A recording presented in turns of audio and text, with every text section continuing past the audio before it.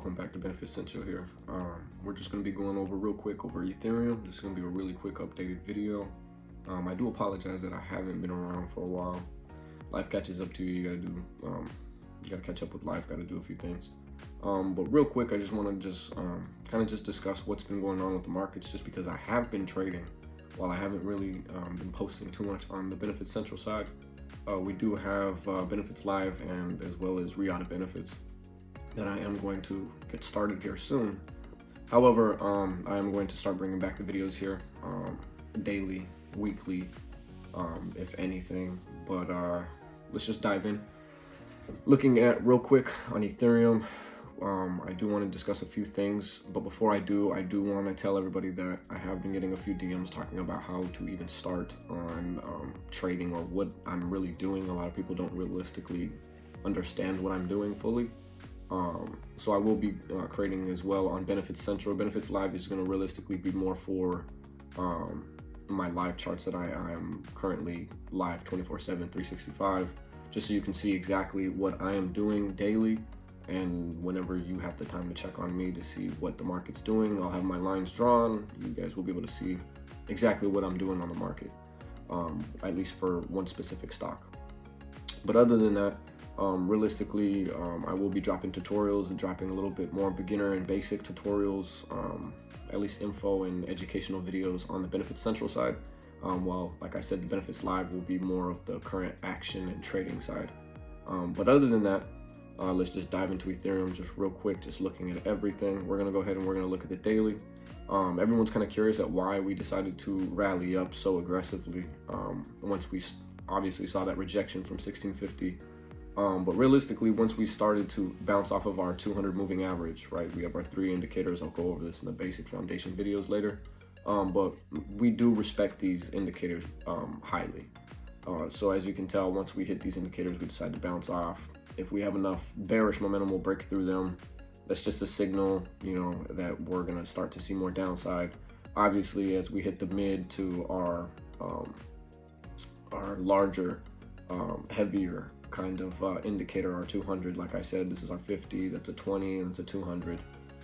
That's at least what I use while looking at stocks and cryptos. But once again, we didn't have enough bullish momentum to, on the daily at least, to bounce below or pass and break through our moving indicators. As you can tell, we did at least a little bit right here, but we didn't have necessarily enough to close below and continue the bullish or bearish, momentum to the downside. Otherwise, we would have saw a little bit more of a retracement than just, I'd say, this 25%, maybe 30% pullback that we see right now. But other than that, realistically, we do have tons of different candles. This is going to be kind of a catch-up and basic video, I guess. But we do have tons of different candles just so that this video will make sense. Every candle's different, every candle reacts different, and every candle that you get is more information that you can process and interpret and make your analysis for future events and future trades that you're going to be doing or executing. But this right here takes 24 hours to form each candle because we are in the 24-hour frame, right? I can go into any time frame, and that would mean that each candle takes 4 hours to create and make. As this one's 30 and this one takes an hour for one candle. Jumping into the daily real quick, just so that everybody that is caught up can understand what's going on. Excuse me. But our daily right here ended up as an acorn, and this is just another name or term for a formation for a candle specifically.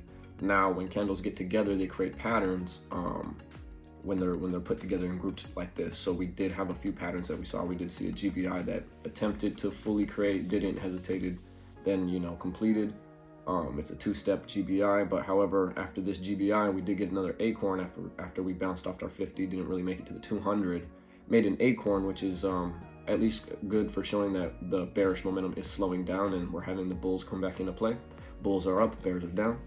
And as you can tell, the bulls did end up coming through with a bull 180, ended up completely reversing this momentum. You could have jumped in as an entry right here, anticipating that you were to at least hit your next half, right? I would have TP'd right here just because of the bearish momentum that was, you know, pushing us to the downside. However, if you wanted to, you could take 50% out, let 50% still run.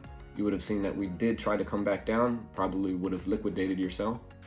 Still would have made profit though, because you would have got in down here. But other than that, realistically, we did pump all the way through the 1550.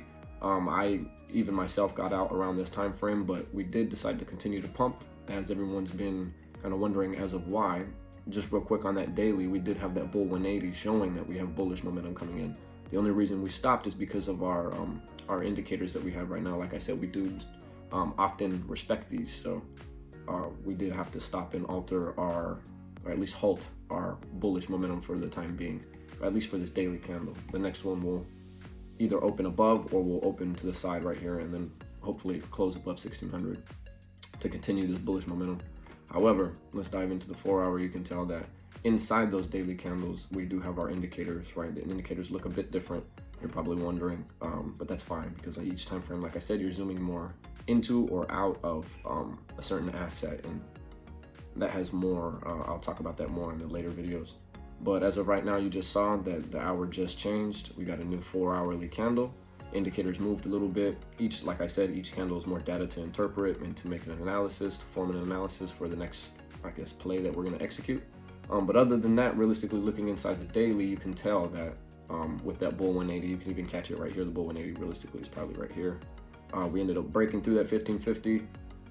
As you can tell, we did get some weak volume right here as weak candles. They weren't really too strong, indecisiveness. But then we did end up exploding, I'd say maybe 5 o'clock in the morning last night, or in the morning. We did just wake up. But we did get some bullish momentum to the upside. And we did end up breaking that 1550, which we anticipated, honestly, for us to break bearish. But that's why I said we made money up here, got liquidated and waited. But then we ended up pushing higher and past our 200 indicator, showing that the bullish momentum is stronger. And that despite all the news and the bear news and all the bad news inside the market, CPIs were high, as well as the Fed's digging into the finance and BUSD, technically trying to get them under regulation. It didn't come out as the best. However, the market didn't react really sympathetic to it, decided to ignore it, and decided to push forward with some more bullish momentum. Now we're looking at where we can get initially to see if we can touch our 1600 level. I believe we can, as long as we can continue, like I said. Other than that, realistically, for us to continue, we'd have to see a close above 1600. If not, we are a bit overbought on the RSI. So there's a little bit of a debate here that we can tell whether if we're gonna hold this pump or not. But this was a great pattern, great formation that we saw right here, and then continued to squeeze right above, like I said. But other than that, realistically, that's all I have to say about Ethereum in the market just for right now. Just because a lot of people were curious about what is going on with this, and I guess I can show you guys the weekly. We are deciding to curl up, as well as this bullish momentum pushing us up. Bears tried to push us down, however, we decided to come back up, bounce off our 200. We didn't quite touch it, but bounced off of it. And if we can get this to do a bull 180, this will be a continuation of bullish energy and momentum, and we could see us, technically continue to pump and rally, and this could be the start of the bull run. So do keep your eye out. A lot of the market makers and a lot of the Feds and the fear out there is to realistically move your money in and out when and how they want to. So just realistically more just depend on the data that's in front of you. Don't really get too hype about news and articles and certain things that they're trying to throw in there to scare you or push you into things. Just go off of the chart, go off of the data. Each candle, like I said, each candle that it comes out gives you more data to go off of. But other than that, just be patient, be humble, and execute with confidence. But other than that, I'll catch you guys in the next one. Ciao.